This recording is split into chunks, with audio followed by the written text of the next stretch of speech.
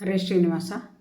ಎಲ್ಲ ಆಧ್ಯಾತ್ಮ ಬಂಧುಗಳಿಗೆ ನನ್ನ ಭಕ್ತಿಪೂರ್ವಕ ನಮಸ್ಕಾರಗಳು. ಶ್ರೀ ಗುರುಭ್ಯೋ ನಮಃ, ಪರಮ ಗುರುಭ್ಯೋ ನಮಃ, ಶ್ರೀಮದ್ ಆನಂದ ತೀರ್ಥ ಭಗವತ್ಪಾದಾಚಾರ್ಯ ಗುರುಭ್ಯೋ ನಮಃ. ಶ್ರೀಶಾಂಗ್ರಿ ಸೇವಕಂ ನಿತ್ಯಂ ಭೂಸರಾಗರ ಕುಲೋದ್ಭವಂ ವಾಸಂ ಆದಿಶಿಲಾಕ್ಷೇತ್ರಂ ಶೇಷದಾಸ ಗುರುಂಭಜೆ. ಶ್ರೀ ಮೊದಲಕಲ್ ಶೇಷದಾಸರ ಸುಳಾದಿಯ ಅರ್ಥಚಿಂತನೆಯಲ್ಲಿ ನಾವು ನೋಡ್ತಾ ಇದ್ದೇವೆ. ಮುಂದಿನ ಭಾಗವನ್ನು ನೋಡೋಣ ಅಂತ ಹೇಳ್ತಾ, ನಿನ್ನೆವರೆಗೆ ಮೊದಲಿನ ವಿಡಿಯೋದಲ್ಲಿ ನಾವು ನೋಡಿದ್ವಿ, ಹೇಯವಾದ ವಿಷಯ ಜಾಲದೊಳಗೆ ಹಾಕಿ, ಅಂದರೆ ನಮಗೆ ಬೇಕಾಗಲಾರ್ದಂಥ ವಿಷಯದೊಳಗೆ, ಕೆಟ್ಟದು, ನಮಗೆ ಅದರಿಂದ ಉಪಯುಕ್ತ ಇಲ್ಲ ಅಂಥ ವಿಷಯದ ಜಾಲದೊಳಗೆ ಹಾಕಿ ನೋಯದಣಿಸದೆಯೇ, ಆದರೆ ನನ್ನನ್ನು ನೋಯಿಸಬೇಡ ಅಂತ ಪ್ರಾರ್ಥನೆ ಮಾಡ್ತಾ ಇದ್ದಾರೆ. ಮತ್ತು ಮುಂದಿನ ಒಂದು ನುಡಿಯಲ್ಲಿ ಹೇಳ್ತಾರೆ, ತಾಯಿ ಮಕ್ಕಳ ಕುರಿತು ವಂಚಿಸಿ ಇಚ್ಛೆ ಮಾಡಿ ಬಾಯಿ ಎರೆದ ಅಣುಗಳಿಂದ ಏನಾಗುವುದು. ನೋಡಿ, ಭಗವಂತ ತಾನು ತಾಯಿ ಇದ್ದಂತೆ, ಮಕ್ಕಳು, ನಾವೆಲ್ಲ ಮಕ್ಕಳು. ಒಂದು ವೇಳೆ ತಾಯಿನೇ ಮಕ್ಕಳಿಗೆ ವಂಚಿಸಿದರೆ ಆ ಮಕ್ಕಳಿಂದ ಏನಾಗ್ಲಿಕ್ಕೆ ಸಾಧ್ಯ? ಯಾವುದೇ ತಾಯಿ ಅವರ ಮಕ್ಕಳನ್ನು ರಕ್ಷಣೆ ಮಾಡ್ತಾಳೆ ಹೊರತಾಗಿ ವಂಚಿಸೋದಿಲ್ಲ. ಅದರಂತೆ ನೀನು ನನಗೆ ವಂಚನೆ ಮಾಡ್ತಾ ಇದ್ದೀಯಾ ಅಂತ ಕೂಡ ಇಲ್ಲಿ ಅಪದನೆ ಮಾಡ್ತಾ ಇದ್ದಾರೆ ಅಂತ ಕೂಡ ಅರ್ಥ ಮಾಡ್ಕೋಬೋದು. ಯಾಕಂದರೆ ಭಗವಂತ ತಾಯಿ ಇದ್ದಂಗೆ ಅಂದರೆ ಎಂದೂ ವಂಚನೆ ಮಾಡಲ್ಲ. ಯದ್ಯಪಿ ಆದರೂ ಕೂಡ ಇಲ್ಲಿ ದಾಸರಾಕಿ ಈ ರೀತಿ ಹೇಳ್ತಾ ಇದ್ದಾರೆ ಅಂದರೆ ಅವರ ಮನಸ್ಸಿಗೆ ನೋವಾಗಿದೆ. ಆ ನೋವನ್ನು ಯಾವ ರೀತಿ ಹೊರ ಹಾಕಬೇಕು ಅನ್ನೋ ದೃಷ್ಟಿಯಿಂದ ಈ ಒಂದು ವಿಷಯವನ್ನು ಪ್ರಸ್ತಾಪ ಮಾಡ್ತಾ ಇದ್ದಾರೆ. ಯಾಕಂದರೆ ಕಾಣಲಾರದೆ ಇರೋ ದುಃಖ ಅವರಿಗೆ ಯಾವ ರೀತಿ ತಾಯಿ ಮಕ್ಕಳು ತಾಯಿನ ನೋಡಬೇಕಂತ ಹಂಬಲಿಸಿದಾಗ ತಾಯಿ ಸಿಗದೆ ಹೋದರೆ ಯಾವ ರೀತಿ ಅಳ್ತದೆ, ಅಥವಾ ಏನಂತಾರೆ ಮನಸ್ಸಿಗೆ ವೇದನೆ ಪಡ್ತದೆ, ಅದನ್ನು ಉಲ್ಲೇಖಿಸಿದಂತೆ ಕಾಣ್ತದೆ ನಮಗೆ. ಮತ್ತು ಇನ್ನೊಂದು ಉದಾಹರಣೆ ಕೂಡ, ದೃಷ್ಟಾಂತ ಅಥವಾ ಉದಾಹರಣೆ ಕೂಡ ಇಲ್ಲಿ ಕೊಡ್ತಾ ಇದ್ದಾರೆ. ಬಾಯಿ ಅರಿಯದ ಅಣುಗಳಿಂದ ಏನು, ಬಾಯಿ ಅರಿಯೋದು ಅಂತಂದರೆ ಏನು ಮಾತಾಡ್ಲಿಕ್ಕೆ ಬರಲಾರಂಥ ಮಕ್ಕಳು ಏನು ಮಾಡ್ತಾರೆ ಅಂತಂದರೆ, ಅದೇ ಹೇಳ್ತಾರಲ್ಲ, ಒಲೆ ಹತ್ತಿ ಉರಿದರೆ ನಿಲ್ಲಬಹುದಲ್ಲದೆ ಧರೆ ಹೊತ್ತಿ ಉರಿದರೆ ನಿಲ್ಲಲಿಕ್ಕೆ ಸಾಧ್ಯನಾ ಅನ್ನೋ ರೀತಿಯಿಂದ ತಾಯಿನೇ ಮಕ್ಕಳಿಗೆ ಅನ್ಯಾಯ ಮಾಡಿದರೆ ಅಥವಾ ವಂಚನೆ ಮಾಡಿದರೆ ಯಾವ ರಕ್ಷಣೆ ಮಾಡೋರು ಅನ್ನೋದನ್ನು ನಮಗೆ ಒಂದು ದೃಷ್ಟಾಂತ ಕೊಟ್ಟು ಮುಂದೆ ಇನ್ನೊಂದು ಬಹಳ ಚಮತ್ಕಾರವಾಗಿ ಹೇಳ್ತಾರೆ. ರಾಯನೊಬ್ಬನು ತಾನು ಸ್ವತಂತ್ರ ಬಲರಾದೀಪರ ರಾಯನಾಗಿ ರಾಜಲಕ್ಷ್ಮಿ ಅಪಹರಿಸೆ, ದಾಯಿಗಾರರು ಬರಲು ಅನಭಿಮಾನದಿ ಸೇನಾ ನಾಯಕರನ್ನು ಕೈಯ ಸೆರೆ ಕೊಡಲು ಅಪಾಯ ಕೃತ್ಯಗಳಿಂದ ದಂಡನೆ ಮಾಡುತ್ತೀರೆ. ಎಂಬುವಂಥವರನ್ನು ಲೆಕ್ಕಿಸದೆ ತನ್ನ ರಾಯನಿಂದಲೀ ಇದು ನಿರ್ಹಣ ಎಂದು ತಿಳಿದು ಭೂಯೋ ಭೂಯೋ ನಮಿಸಿ ಕಿಪ್ಪೇಳಿ ಕೇಳುವುದು. ನೋಡಿ, ಒಬ್ಬ ರಾಜ ಇನ್ನೊಂದು ರಾಜ್ಯವನ್ನು ಅಪಹಾರ ಮಾಡ್ತಾನೆ, ಅಥವಾ ತಾನು ಬಲಾಧಿಪ ಅಂದರೆ ಈ ರಾಜನಿಗಿಂತ ಇನ್ನೊಬ್ಬ ಬಲವಂತನಾದವನು ಏನು ಮಾಡ್ತಾನೆ, ಇವನ ರಾಜ್ಯವನ್ನು, ಯಾರು ನಿರ್ಬಲ ಅಥವಾ ದುರ್ಬಲನಾಗಿರ್ತಾನೆ ಅವನ ರಾಜ್ಯವನ್ನು ಕಸಿತಾನೆ ಅಥವಾ ತಾನು ಗೆದ್ದು ಬಿಡ್ತಾನೆ. ಗೆದ್ದ ಮೇಲೆ ಏನಾಗ್ತದೆ, ರಾಜ್ಯಲಕ್ಷ್ಮಿಯನ್ನು ಅಪಹಾರ ಮಾಡಿದ ಮೇಲೆ ಅವರು ಈ ಸೇನಾ ನಾಯಕ ಅಥವಾ ಸೇನಾಧಿಪತಿಗಳು ಯಾರು ಯುದ್ಧವನ್ನು ಮಾಡ್ತಾ ಇರ್ತಾರಲ್ಲ, ಅವರು ಇನ್ನೊಬ್ಬ ಶತ್ರು ರಾಜ್ಯನ ಕೈ ಸರಿ ಹೋದ ಅಂತಂದರೆ ಈ ಒಂದು ವಿಚಾರದಲ್ಲಿ ಏನಾಗ್ತದೆ, ರಾಜ ಅಸಹಾಯಕನಾಗಿ ತನ್ನ ಒಂದು ಪ್ರಜೆಗಳನ್ನಾಗಲಿ ಸೇನಾ ನಾಯಕರನ್ನಾಗಲಿ ಮಂತ್ರಿಗಳನ್ನಾಗಲಿ ಬೇರೊಬ್ಬ ರಾಜನಿಗೆ ಕೊಡಲೇಬೇಕಾಗ್ತದೆ, ಅನಿವಾರ್ಯ ಅದು. ಯಾಕಂದರೆ ಅವನಿಂದ ರಾಜ್ಯಲಕ್ಷ್ಮಿ ದೂರ ಆಗಿಬಿಡ್ತಾಳೆ.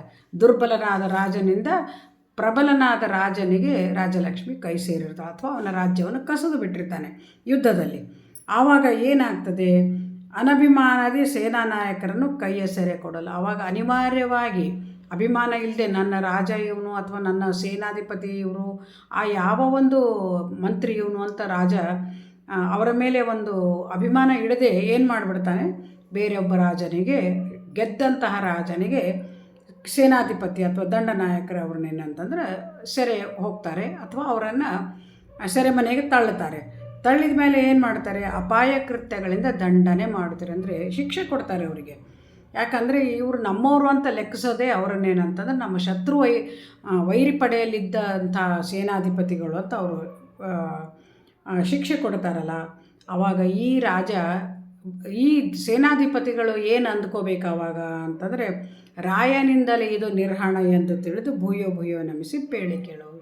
ಅಂದರೆ ನನ್ನ ರಾಯನಿಂದ, ಅಂದರೆ ನನ್ನನ್ನು ಆಳುವಂತಹ ರಾಜನಿಂದನೇ ಈ ಒಂದು ಸೋಲುಂಟಾಗಿದೆ, ನಾನು ಅನುಭವಿಸಲೇಬೇಕು, ಇದಕ್ಕೆ ಅನಿವಾರ್ಯ ಅಂತ ತಿಳ್ಕೊಂಡು ಭೂಯೋ ಭೂಯೋ ನಮಿಸಿ ಪೇಳಿ ಕೇಳೋದು, ಮತ್ತೆ ಮತ್ತೆ ನಮಿಸಿ ನನ್ನನ್ನು ಬಿಟ್ಟುಬಿಡಿ ಅಂತ ಕೇಳ್ತಾನೆ ಹೊರತಾಗಿ ಅದು ಶಿಕ್ಷೆ ತಗೊಳ್ಳಿಕ್ಕೆ, ದಂಡನೆಯನ್ನು ಅನುಭವಿಸಲಿಕ್ಕೆ ತಯಾರಾಗಲೇಬೇಕು. ದೋಷಿಯಾದವನೆಂದು ಅಪರಾಧ ಹೊರಿಸಿ ಅಸೂಯದಿಂದಲೇ ಮನೆಗೆ ತಾರದಿರಲು. ನೀನು ದೋಷಿ ಅಂತಾನೆ ಅವನಿಗೆ ನಿರ್ದೋಷಿ ಅಂತ ಯಾವನು ಬೇರೆ ರಾಜ್ಯದ ರಾಜ ಅನ್ನೋದಿಲ್ಲ. ಆ ಒಂದು ಸೇನಾ ನಾಯಕನನ್ನು ಏನು ಮಾಡ್ತಾರೆ, ದೋಷಿ ಅಂತ ಕೂಡ ಅವನನ್ನು ಜೈಲಿಗೆ ತಳ್ಳುತ್ತಾರೆ, ದಂಡನೆ ಕೊಡ್ತಾರೆ. ಆ ಎಲ್ಲ ಶಿಕ್ಷೆಯನ್ನು ತನ್ನ ರಾಜನಿಂದಲೇ ಬಂದದ್ದು ಅನ್ನೋದು ಗೊತ್ತಿದ್ರೂ ಕೂಡ ಅದು ಅನಿವಾರ್ಯ ಪಕ್ಷವಾಗಿ ಅವನು ಅನುಭವಿಸಲೇಬೇಕು. ಈ ಒಂದು ವಿಶೇಷವಾದ ಒಂದು ಅಪರಾಧ ಯದ್ಯಪಿ ಅವನು ಯಾವ ದೋಷ ಮಾಡಿಲ್ಲ, ಅವನು ತಪ್ಪು ಮಾಡಿಲ್ಲ, ಆದರೂ ಕೂಡ ಮಾಡಲಾರದಂಥ ತಪ್ಪು ಅಥವಾ ಅಪರಾಧಕ್ಕೆ ಅವನು ಶಿಕ್ಷೆ ಅನುಭವಿಸಲೇಬೇಕು. ಅದು ರಾಯ ಮಾಡಿದ ಕರ್ಮಭೃತ್ಯರಿಂದಲೇ ಅದು ಪರಿವ್ಯಾಪ್ತವೆನಿಸುವುದೇ ಎಂದಿಗನ್ನ. ಶೌರ್ಯರ ಲಕ್ಷಣವೇ ಒಪ್ಪಿಸಿಕೊಡೋದು ಧೈರ್ಯವೇನೋ ವೀರ ಸಂತತಿಗೆ. ಇಲ್ಲಿ ಏನು ಹೇಳ್ತಾ ಇದ್ದಾರೆ ಏನಂತಂದರೆ, ಹಿಂಗೆ ಅವರು ಒಂದು ಏನಂತಾರೆ ಶಿಕ್ಷೆಯನ್ನು ಅನುಭವಿಸ್ತಾ ಇರುವಾಗ ರಾಯ ಮಾಡಿದ ಕರ್ಮಭೃತ್ಯರಿಂದಲೇ, ಅಂದರೆ ರಾಯ ಮಾಡಿದಂದರೆ ರಾಯ ದುರ್ಬಲನಾಗಿದ್ದದಕ್ಕೆ ಅವರು ಸೋತರು. ಆದರೂ ಕೂಡ ಕೈ ಸೆರೆ ಸಿಕ್ಕಂಥ ಆಳುಗಳು ನನ್ನ ರಾಯನೇ ಸೋತಿದ್ದಾನೆ, ಅವನು ದುರ್ಬಲನಾಗಿದ್ದಾನೆ, ಅವನು ಮಾಡಿದ ಕರ್ಮನ ಅರ್ಥ ಏನಂತಂದರೆ ಅವನು ಶೂರನಾಗಿರಲಿಲ್ಲ, ಅವನೇನಂದರೆ ಹೇಳಿ ಅಥವಾ ಇವನಷ್ಟು ಪ್ರಬಲ ಆಗಿರಲಿಲ್ಲ, ಆದ್ದರಿಂದ ಅವನು ಸೋತ. ಆದ್ದರಿಂದ ಯಾವನು ರಾಜ ಸೋತ ಅಂತಂದರೆ ಅವಾಗೆಲ್ಲ ಪ್ರಜೆಗಳು ಸೋತಂತೆ. ಎಲ್ಲ ಪ್ರಜೆಗಳಾಗಲಿ ದಂಡನಾಯಕರಾಗಲಿ ಯಾವ ಸೇನಾಪಡೆ ಸಮಗ್ರ ಒಬ್ಬ ರಾಜ ಸೋತ್ರೆ ಮಾತ್ರ ಪರ್ಯಾಪ್ತವೆನಿಸುವುದು ಎಂದಿಗನ. ಇದು ಏನಂತಂದರೆ ಯಾವತ್ತೂ ಇದು ನಿಯಮ. ಶೌರ್ಯರ ಲಕ್ಷಣ ಒಪ್ಪಿಸಿಕೊಡೋದು ಧೈರ್ಯವೇನೋ ವೀರ ಸಂತತಿಗೆ. ಈ ರೀತಿ ಒಪ್ಪಿಸಿಕೊಡೋದು ವೀರ ಸಂತತಿಗೆ ಧೈರ್ಯ. ಈ ರೀತಿ ನಮ್ಮ ಪ್ರಜೆಗಳನ್ನು ಒಪ್ಪಿಸಿಕೊಡೋದು ಮಾತೇನು, ಅದು ತಪ್ಪಲ್ಲೇನು ಅಂತ ಇದ್ದಾರೆ. ಯಾಕೆ ಅಂತಂದರೆ ಅವನು ಮಾಡಿದ್ದಕ್ಕೆ ಕೇವಲ ರಾಜ ಮಾತ್ರ ಶಿಕ್ಷೆ ಅನುಭವಿಸಬೇಕೆ ಹೊರತಾಗಿ ಈ ಮಂತ್ರಿಗಳಾಗಲಿ ಮುಖ್ಯ ಸೇನಾಧಿಪತಿಗಳಾಗಲಿ ಅನುಭವಿಸಬಾರ್ದು. ಯದ್ಯಪಿ ಆದರೆ ಅವರು ಅನಿವಾರ್ಯವಾಗಿ ಏನು ಆಗ್ತದೆ, ರಾಜನನ್ನು ಬಿಟ್ಟು ಅಥವಾ ರಾಜ ಓಡಿ ಹೋದ ಅಥವಾ ರಾಜ ಸಿಕ್ಕಿರಲಿಲ್ಲ, ಯಾವುದೋ ಒಂದು ದೃಷ್ಟಿಯಿಂದ ನೋಡಿದರೆ ಇವರು ಎಲ್ಲ ಪ್ರಜೆಗಳು ಕೂಡ ಅಥವಾ ಈ ಒಂದು ಸೇನಾಧಿಪತಿಗಳು ಶಿಕ್ಷೆ ಅನುಭವಿಸ್ತಾರೆ. ಆ ಕಾರ್ಯಕನ ಮೇಲೆ ಬರಿದೋ ಈ ಪರಿ ಮುಂದೆ ಕ್ರೂರ ಮಾಡುವುದಿದು ಘನತೆ ಏನು. ನೋಡ್ರಿ, ಅವನು ಯಾವ ತಪ್ಪು ಮಾಡಿಲ್ಲ. ಅಕಾರ್ಯಕ ಅಂದರೆ ಈ ಒಂದು ಯಾವ ಕೆಲಸವನ್ನು ಅವನು ಮಾಡಿಲ್ಲ, ಅವನು ಶೂರ ನಿಜ. ಯದ್ಯಪಿ ರಾಜನಿಗಿಂತ ಇವನು ಶೂರನಾಗಿರ್ಬೋದು, ಆದರೂ ಕೂಡ ರಾಜ ಸೋತು ಬಿಟ್ಟಿದ್ದಾರೆ.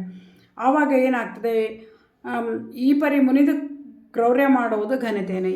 ಅವನ ಮೇಲೆ ಅಂದರೆ ಮಾಡಲಾರದ ತಪ್ಪನ್ನು ಅವನ ಮೇಲೆ ಹೊರಿಸಿ, ದೋಷವನ್ನು ಹೊರಿಸಿ, ಅವನ ಮೇಲೆ ಸಿಟ್ಟಿಗೇರಿ, ಅವನ ಮೇಲೆ ಕ್ರೂರತನದಿಂದ ಅವನಿಗೆ ಶಿಕ್ಷೆ ಕೊಟ್ಟರೆ ಇದು ಘನತೆ ಏನು ಅಂದರೆ ಬೇರೊಬ್ಬ ರಾಜನ ಘನತೆ ಏನು ಅಂತ ಕೇಳ್ತಾ ಇದ್ದಾರೆ ದಾಸರಾಯರು. ಅಂದರೆ ಒಂದು ರಾಜ ಗೆದ್ದವನು, ಪ್ರಬಲನಾಗಿದ್ದವನು ಗೆದ್ದರೂ ಕೂಡ ಒಂದು ಕನಿಕರದಿಂದ ಇವರ ತಪ್ಪಿಲ್ಲ ಅನ್ನುವ ದೃಷ್ಟಿಯನ್ನು ಹಾಕಬೇಕಿತ್ತು. ಯಾಕಂದರೆ ಧರ್ಮ ಒಂದು ಏನು ಹೇಳ್ತದೆ, ರಾಜರ ಧರ್ಮ ಅವರ ಸೋಲು ಗೆಲುವು ಅವರಿಗೆ ಉಂಟು, ಆದರೆ ಪ್ರಜೆಗಳ ತಪ್ಪಿಲ್ಲ ಅನ್ನುವುದನ್ನು ಅರ್ಥ ಮಾಡಿಕೊಂಡು ಇವರನ್ನು ಶಿಕ್ಷೆಗೆ ಒಳಪಡಿಸಬಾರದು ಅನ್ನೋದು ಉದ್ದೇಶ ಅಥವಾ ಆ ಮಾತು ಉಚಿತವಾದದ್ದು ಅಂತ ಹೇಳ್ತಾ ಇದ್ದಾರೆ. ಘನತೆ ಏನು, ಅದೆಲ್ಲ ಘನತೆ ಅಲ್ಲ. ಯಾಕಂತಂದರೆ ಏನು ಹೇಳ್ತಾರೆ, ಚಿಕ್ಕವ್ರ ಮೇಲೆ ಗುಬ್ಬಿ ಮೇಲೆ ಬ್ರಹ್ಮಾಸ್ತ್ರ ಅಂತಂತಾರಲ್ಲ, ಆ ರೀತಿ ಆಗಬಾರ್ದು. ಮತ್ತು ರಾಯರ ಮಧ್ಯೆ ಮಾನ್ಯವೇನೋ, ಇದೇ ರೀತಿ ಅಂದರೆ ರಾಜರ ಮಧ್ಯೆ ನಡೆದಂಥ ಈ ಸಂಧಾನ ಆಗಲಿ ಅಥವಾ ಈ ಒಂದು ವ್ಯವಸ್ಥೆ ಆಗಲಿ ಇದು ಮಾನ್ಯ ಏನೋ ಅಲ್ಲ, ಇದು ಖಂಡಿತ ಅಲ್ಲ. ಯಾಕಂತಂದರೆ ಒಬ್ಬ ಧೈರ್ಯವಂತ ಅಥವಾ ವೀರನಾದ ರಾಜ ತನ್ನ ಶತ್ರುಪಡೆಯಲ್ಲಿರುವಂತಹ ಜನಸಾಮಾನ್ಯರನ್ನು ಅಥವಾ ಸೇನಾಧಿಪತಿಗಳನ್ನು ಶಿಕ್ಷೆಗೆ ಒಳಪಡಿಸುವುದು ಉಚಿತ ಅಲ್ಲ, ಅದು ನ್ಯಾಯ ಅಲ್ಲ ಅಥವಾ ಇದು ಘನತೆ ಅಲ್ಲ. ಅವರ ಒಂದು ಪ್ರಬಲತೆಗೆ ಇದು ಕುಂದು ಅಂತ ಹೇಳ್ತಾ ಇದ್ದಾರೆ. ಇದು ನೇಮ ಅಲ್ಲ ಅನ್ನೋದಕ್ಕೆ. ರಾಯರ ಮಾನ್ಯವೇನು ನಿನಗೆ ಅನ್ಯಾಯವೆಂದು ನಗರೆ ವಿಭುಧರಲ್ಲ. ಈ ರೀತಿ ಇದು ಮಾಡೋದು ಅನ್ಯಾಯ ಅಂತ ತಿಳಿದವರು, ಅಂದರೆ ವಿಭುಧರು ಅನ್ನೋ ಅರ್ಥ ಏನಂತಂದರೆ ತಿಳಿದವರು.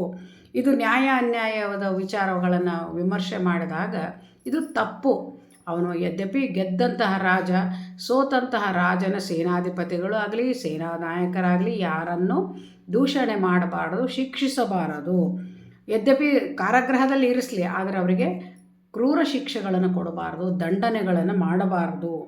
ಅದಕ್ಕೆ ಯಾಕೆ ಅಂದರೆ ಜನ ನಗುತ್ತಾರೆ, ನಗರೆ ವಿಭುದರೆಲ್ಲ ಅನ್ಯಾಯ ಅಂತ ನಗುತ್ತಾರೆ. ಏನಿದೆ ಅಂತ ಅನ್ಯಾಯ ಮಾಡ್ತಾಯಿದ್ದಾರೆ, ಅವನಿಗೆ ಮನ್ನಣೆ ಸಿಗೋದಿಲ್ಲ ಅದು. ಯಾಕಂದರೆ ಮಾನವ ಧರ್ಮ ಅಹಿಂಸಾ ಪರಮೋ ಧರ್ಮ, ಯಾವರ ಮೇಲೂ ಹಿಂಸೆ ಮಾಡಬಾರ್ದು. ಅದರಿಂದ ಯುದ್ಧರಂಗದಲ್ಲಿ ಅದು ನಡೀತದೆ. ಸೆರೆ ಸಿಕ್ಕ ಮೇಲೆ ಅವನಿಗೆ ಕ್ರೂರತನದಿಂದ ಅವನಿಗೆ ಶಿಕ್ಷೆ ಕೊಡಬಾರ್ದು ಅನ್ನೋದು ಇಲ್ಲಿ ದಾಸರ ಮಾತು ಅಥವಾ ನ್ಯಾಯದ ಮಾತು. ಕಾಯಜ ಪಿತ ನಿನ್ನ ಚರಿತೆ ಇನ್ನುತ್ತು ಸರಿ ತೋಯಜಾಕ್ಷನು ಈ ನುಡಿದ ಯುಕ್ತಿ ನ್ಯಾಯವಾಯಿತೀಗ ನೀಯನ್ನ ಮಾತಿಗೆ ಸೋಲು ರಾಯ ದೃಷ್ಟಿಲಿ ನೋಡು ಕರುಣ ಮಾಡು. ಕಾಯಜಪಿತ ನಿನ್ನ ಚರಿತೆ ಏನಿತ್ತು ಸರಿ. ಕಾಯಜಪಿತ ಅಂದರೆ ನನ್ನ ಈ ದೇಹವನ್ನು ಕರುಣಿಸಿದಂಥ ನೀನು ಈ ರೀತಿ ಚರಿತ್ರೆ ಸರಿಯಾಯಿತು, ಈ ಒಂದು ಮಾತನ್ನು ಈಗ ನ್ಯಾಯವಾಯಿತು, ಇದು ಸರಿ ಹೋಯಿತು, ಅದಕ್ಕೆ ರಾಯ ದೃಷ್ಟಿಲಿ ನೋಡು ಕರುಣ ಮಾಡು. ಅದಕ್ಕೆ ಪ್ರಬಲನಾದ ನೀನು ಅಂದರೆ ಅರ್ಥ ಇಲ್ಲೇನು ಅಂದರೆ ನಾವೆಲ್ಲ ದುರ್ಬಲರು, ಜೀವಗಳೆಲ್ಲ ದುರ್ಬಲರು, ನಮ್ಮಲ್ಲಿ ನಿನ್ನನ್ನು ಮಾಯ ಗೆಲ್ಲುವಂಥ ಶಕ್ತಿ ಇಲ್ಲ. ಇಲ್ಲಿ ಮಾಯ ಅನ್ನೋ ಒಂದು ಶಕ್ತಿನೇ ನಮ್ಮನ್ನು ಸೋಲಿಸಿಬಿಟ್ಟಿದೆ. ಅದಕ್ಕೆ ನೀನು ಗೆದ್ದಂಥ ಪ್ರಬಲ ರಾಜನಾದ್ದರಿಂದ ನೀನು ಏನಂತಂದರೆ ನಮ್ಮನ್ನು ಕರುಣೆಯಿಂದ ನೋಡಿ ನಮಗೆ ಈ ಮಾಯೆಯಿಂದ ಪಾರು ಮಾಡು. ಛಾಯಕ್ಕೆ ಸಮವಾದ ಯಾತನದಿಂದ ಕಡೆ ಹಾಯಿಸು, ವೇಗದಿಂದ ತಡೆ ಮಾಡಿದೆ. ಛಾಯಕ್ಕೆ ಸಮವಾದ ಅಂತಂದರೆ ನಿನ್ನಗೊಂದು ಈ ಒಂದು ಮಾಡಲಾರದ ತಪ್ಪಿಗೆ ನಾನು ಶಿಕ್ಷೆ ಅನುಭವಿಸೋದು ಬೇಡ ಅನ್ನೋದು ಅಂತ ದೃಷ್ಟಿಯಿಂದ ಕೂಡ ಹೇಳ್ತಾ ಇದ್ದಾರೆ.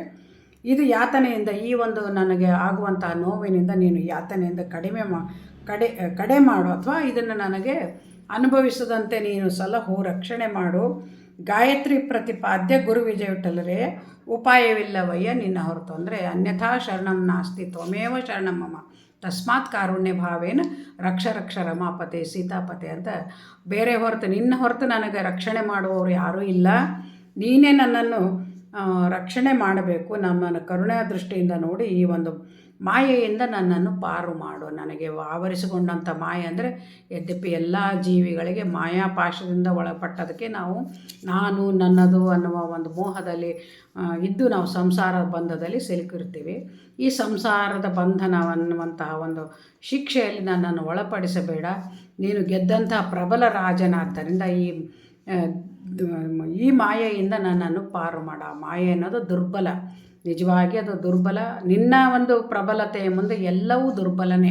ಆ ದೃಷ್ಟಿಯಿಂದ ನೀನು ಪ್ರಬಲನಾದ್ದರಿಂದ ಇದರಲ್ಲಿ ನಾನು ಸೇನಾಧಿಪತಿ ಅಥವಾ ನಾನೇನಂತಂದರೆ ಸೆರೆಸಿಕ್ಕ ಒಂದು ಅಥವಾ ನಿನ್ನ ಕೈ ಸಿಕ್ಕಿದಂತಹ ನಾನು ಒಂದು ನಿರಪರಾಧಿ ಅಂತ ಹೇಳ್ತಾ ಇದ್ದಾರೆ ದಾಸರಾಯರು. ಯಾಕಂತಂದರೆ ಈ ಅಪರಾಧ ನಾನು ಮಾಡಿಲ್ಲ.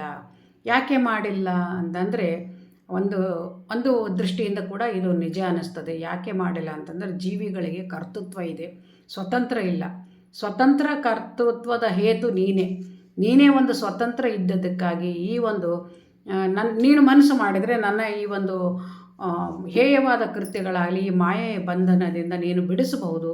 ಅದಕ್ಕಾಗಿ ನೀನು ಕರುಣೆಯ ದೃಷ್ಟಿಯಿಂದ ನೋಡಿ ಇದರಿಂದ ಕಡೆ ಹಾಯಿಸು ಅಂತ ಬೇಡ್ತಾ ಇರೋದು ಉಚಿತವಾದ ಒಂದು ಮಾತು. ಹಾಗೂ ಇದನ್ನು ನಾವು ಕೂಡ ಆ ರೀತಿ ಪ್ರಾರ್ಥನೆ ಮಾಡಬೇಕಂತ ಹೇಳ್ತಾ ಈ ಒಂದು ಆದಿತಾಳದ ಸಾಲುಗಳನ್ನು ಯಥಾಮತಿ ಯಥಾಯೋಗ್ಯತ ಶೇಷದಾಸ ಗುರು ಅಂತರ್ಗತ ಭಾರತೀಯ ರಮಣಮುಖಿ ಪ್ರಾಣಾಂತರ್ಗತ ಶ್ರೀಕೃಷ್ಣ ಅರ್ಪಣಮಸ್ತು. ಹರೇ ಶ್ರೀನಿವಾಸ.